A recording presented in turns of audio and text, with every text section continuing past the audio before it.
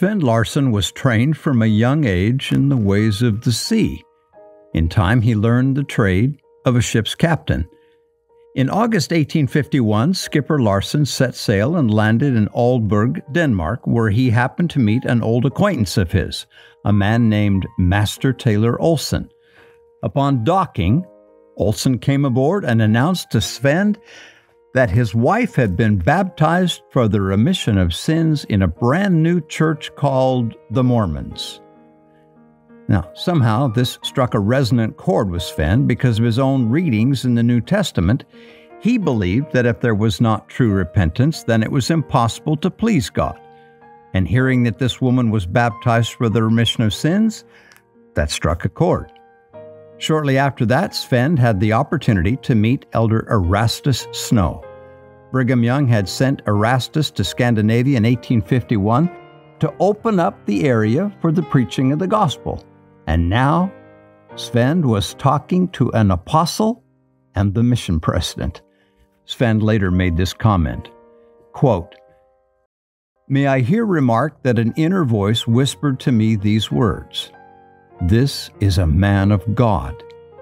He instructed me well, and among other things, he related how Joseph Smith received the plates from which the Book of Mormon was translated. Elder Snow taught Svend the gospel. Then he asked Svend if teaching the gospel was allowed in Norway. Svend said, yes. Legislation recently allows dissenters. Well, with that, Elder Snow asked if Svend could take a missionary with him when he went back to Norway. His name was Elder Hans F. Peterson. Svend said, yes. So he set sail back to Norway, taking Elder Peterson with him. When he got there, Elder Peterson didn't have a passport and he couldn't stay.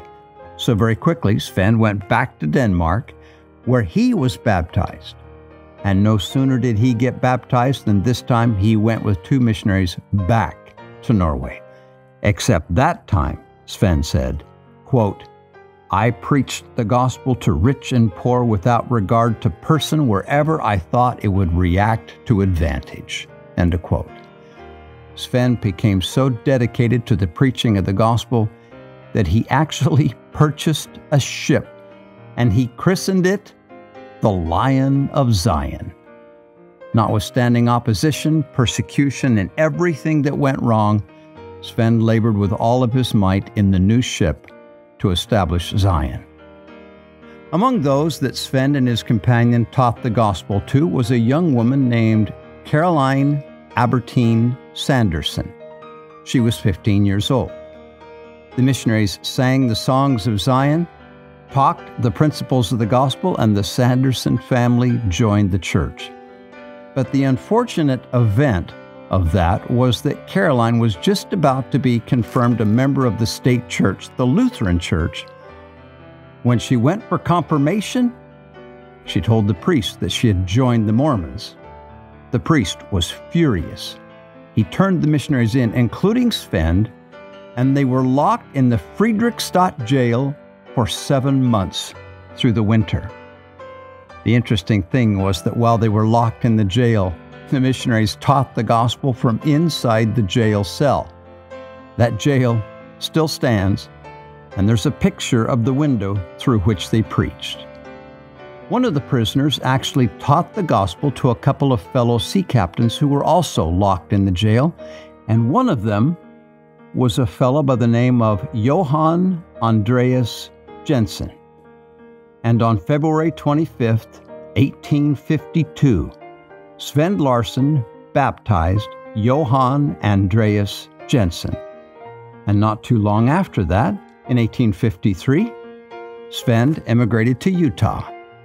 Svend faced great adversity in the journey. It was a terrible year of cholera on the trail, and so many died, including members of Svend's family. His wife died, and 2 of his children. Svend Larsen lived a faithful life. He passed away April 1886 at Mount Pleasant, Utah, and it is written, quote, from the moment he was taught the restored gospel to his dying day, he worked to build Zion. Svend Larsen was the first convert in Norway, and oh, what a convert. Maybe one more thing that might be of interest to you. Johann Andreas Jensen, baptized by Svend Larsen. Well, he too kept the faith, came to Utah, and settled in the Sand Pete. His daughter married a man named Nelson, Andrew Nelson. Their grandson, Russell M. Nelson.